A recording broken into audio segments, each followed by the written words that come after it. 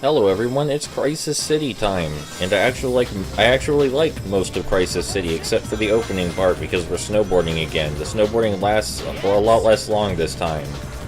And the good part is that sometimes you can even make the rail grinding work during Sonic's snowboarding segment, sometimes.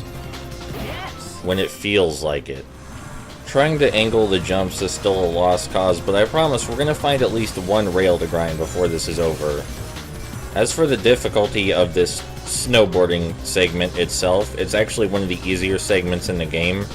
After you get used to the fact that the snowboard controls differently, none of the hazards are particularly difficult to get around. The hardest part is probably those volcanic eruptions that appear out of nowhere in the middle of the skyscrapers, but you still have plenty of time to jerk your snowboard left and right. There we go, we did it. We grinded a rail. They didn't want to let us grind that one, but we grinded one of them. Let's see if we can get the one in the center here. Yeah, there we go. See, it's physically possible, and that's it for the snowboarding segment. Cool, we're back to doing the stuff I actually like to do a lot, the stuff with rhythm. I may not say good things about the rest of the level, but my favorite part of this level is this stuff right here on the beginning near the rails. Not quite yet, but right up here. Right when this next rail starts to curve is a rainbow ring I don't think most people bother with. But it leads us right to a 1-up and gives us a great score boost.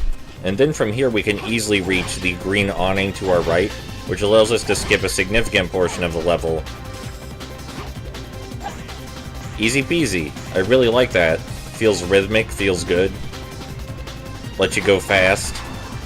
We're gonna fight this guy just for the extra points. No real reason for that besides the points. This upcoming section where you run around the building to get inside of it isn't so bad, but it feels like the rhythm is laid out for you. It doesn't feel as good to me. Here's another one of my favorite segments.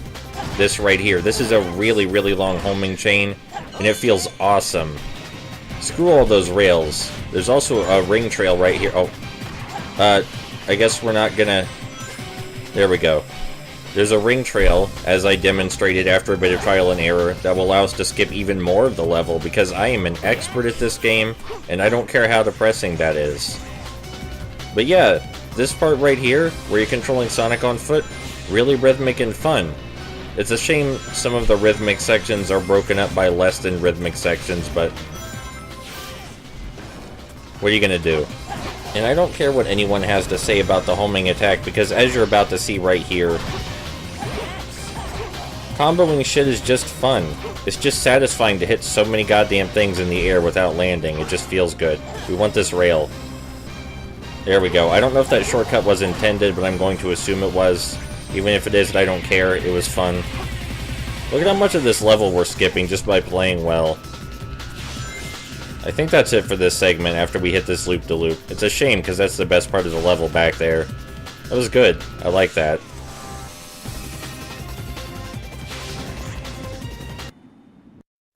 So this section of the level has as much potential to be combo heavy and rhythmic as the last one, but they goofed up in a few places.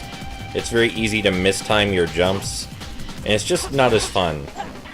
There are still a bunch of homing chains like this one right here, but none of them lead to really big payoffs that let you skip parts of the level. And they're just, in general, not as satisfying because they don't take place over big pits or anything like that.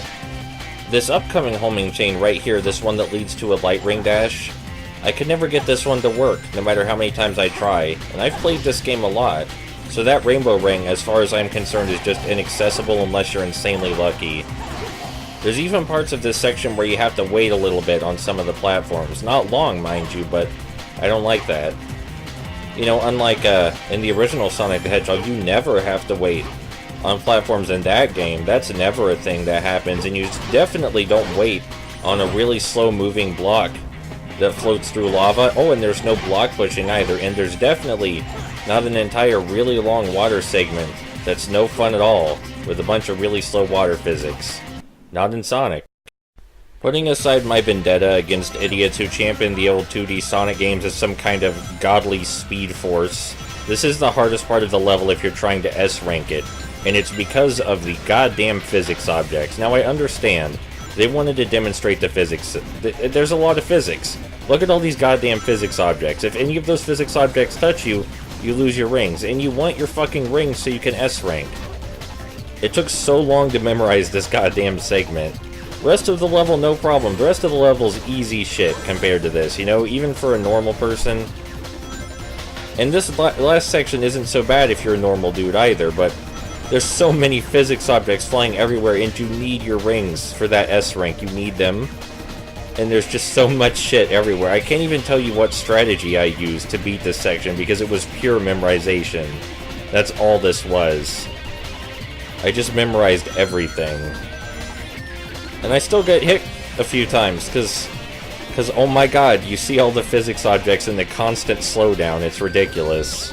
But we did it.